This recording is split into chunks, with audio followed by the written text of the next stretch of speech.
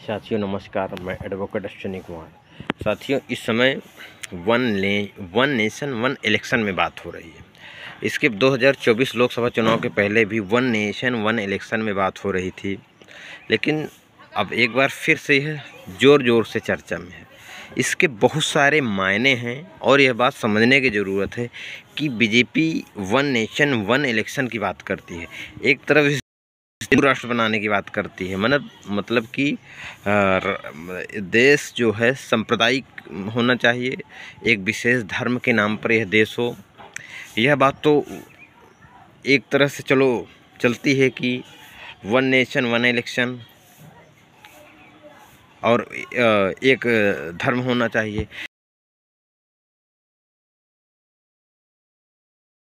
देश है, यहाँ जो जातियाँ हैं, सरकार की इसमें पहल क्यों नहीं होती है कि वन नेशन वन इलेक्शन के तर्ज पर एक राष्ट्र एक जाति, क्योंकि अगर एक धर्म हो सकता है तो एक जाति भी होनी चाहिए, लेकिन धर्म एक चाहिए, जाति अलग अलग चाहिए।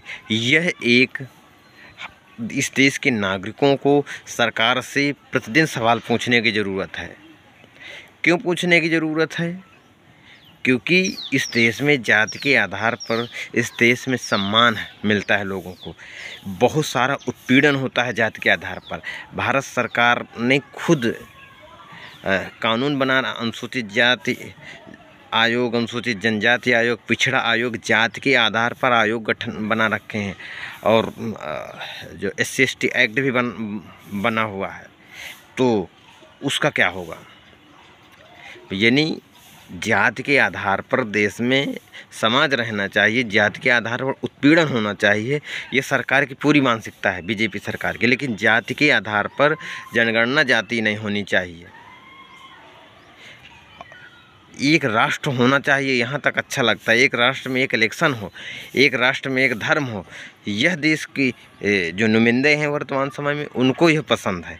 लेकिन एक राष्ट्र में एक ही जाति हो, इसमें पहल क्यों नहीं है? इसलिए जो भारत के नागरिक हैं, जिनको लगता है कि अंधभक्तों को तो निश्चित तौर पर लगेगा कि वन इलेक्शन, और यदि लगता है कि वन इलेक्शन होना चाहिए, तो मैं ये चाहता हूँ कि इस जो राज्य सरकारें हैं वहाँ पर दूसरे की जो 28 राज्य हैं, 14 राज्यों को में स्वेच्छा से दूसरों को सत्ता में स्थापित कर दे बीजेपी, फिर वन नेशन वन इलेक्शन कराए। क्योंकि सभी जगह जिस प्रकार से बेईमानी, और यदि अभी भी चुनाव हो तो चाहते हैं बीजेपी के लोग कि पूरे देश में हम एक साथ बेईमानी करके एक छत्र राज स्थापित कर दें। और हिंदू राष्ट्र के जो सपना देखते हैं, ये हिंदू राष्ट्र कहने वाले लोग, सनातन धर्म की दुहाई देने वाले लोग, धर्म बचाने वाले लोग जातियां भी बचा रहे हैं, लेकिन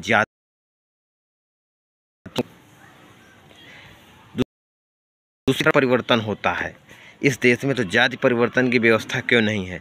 जाति परिवर्तन की व्यवस्था क्यों नहीं चलाई जा रही है? यदि किसी का धर्म परिवर्तन हो सकता है तो जाति परिवर्तन भी निश्चित